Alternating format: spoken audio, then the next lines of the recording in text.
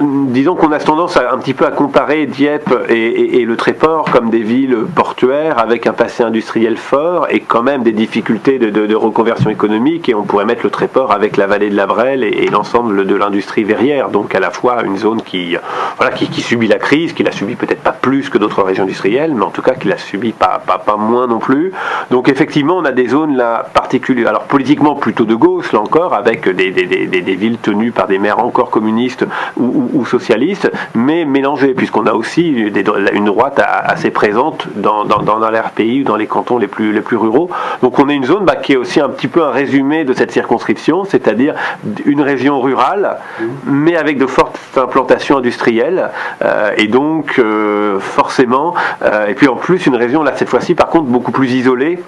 On est à plus d'1h30 de Rouen, on est à une demi-heure minimum de Dieppe, donc on est évidemment là dans une région qui plus est qui peut se sentir un peu plus abandonnée, et où là par contre les thématiques de la délocalisation industrielle évidemment sont très sensibles. Donc,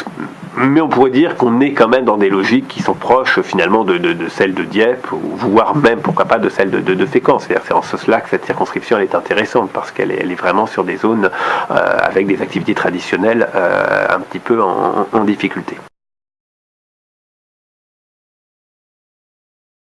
C'est ce qui est amusant dans ces trois villes sœurs, donc Mers-les-Bains, le Tréport et puis eux,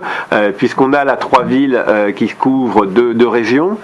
qui sont trois modèles différents, parce que le Tréport reste marqué plutôt à gauche, voire communiste. On a Mers-les-Bains qui est picarde, en fait, même si ça touche le Tréport, et puis eux qui est plutôt marqué, on va dire, à droite, même si se caricature un petit peu, mais enfin qui est une ville historiquement plus bourgeoise. On pourrait dire que le Tréport, c'est en quelque sorte le prolétariat, le port, le train qui arrive, etc. Et puis eux qui est la ville plus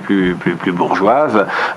et voilà, donc on a ce mélange des genres quelque part, et donc effectivement des trois villes qui sont sœurs, mais presque un petit peu sœurs ennemies, parce que elles n'ont pas du tout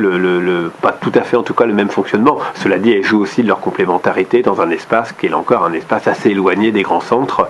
et qui souffre aussi forcément de cet isolement.